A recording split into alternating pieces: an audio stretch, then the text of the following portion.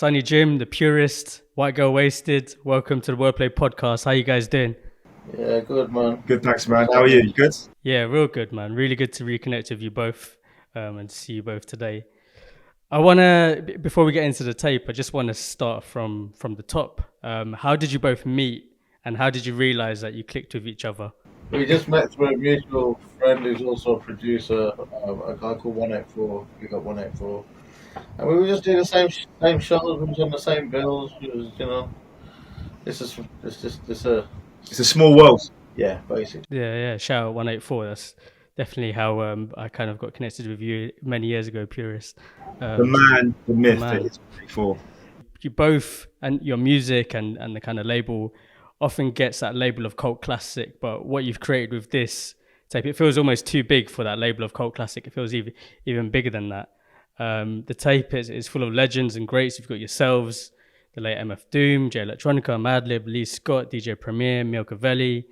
And you've both collectively been in this game for a few years.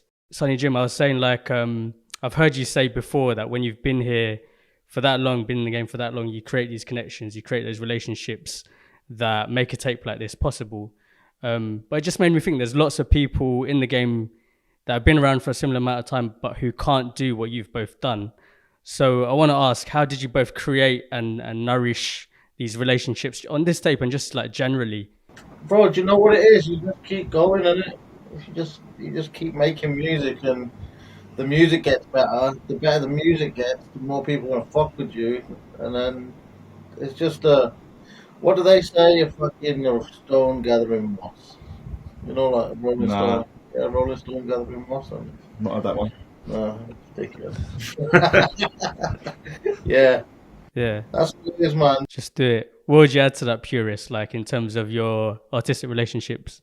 My outlook's a bit more cynical. I think a lot of people have been here a long time, but the work isn't good enough.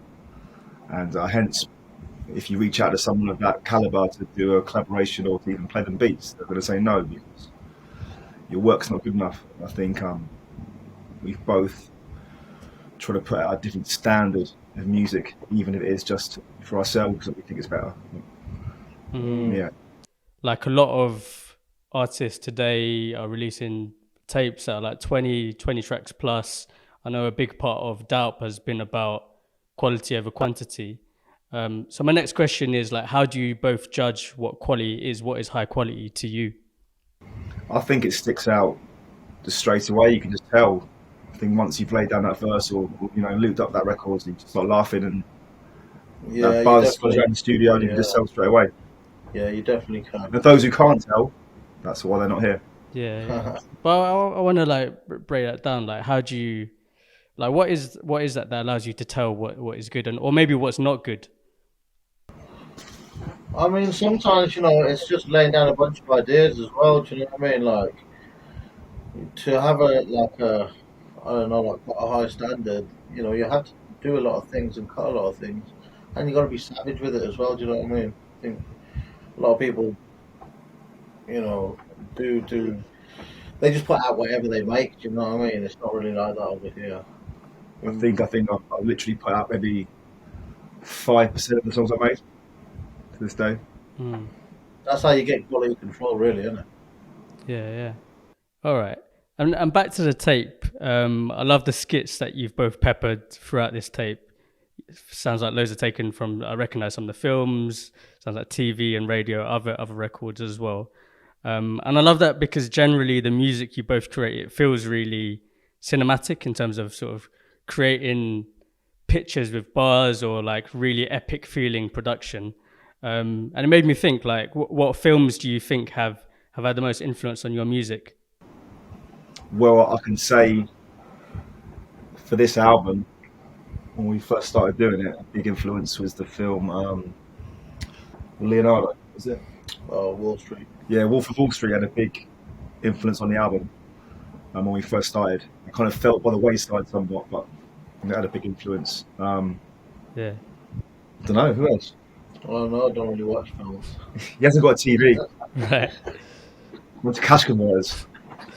Because I remember that Quaaludes skit that you use in this album, which was very funny. Yeah, what is it, I guess, for you, Purist? Like, how do you manage to capture like that kind of epic cinematic feeling and like bring it into music?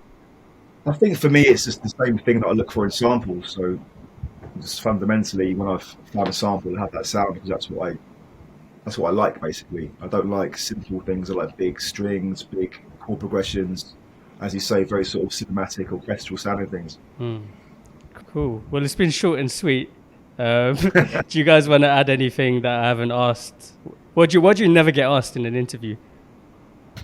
Wow. I don't actually do interviews, if I'm honest.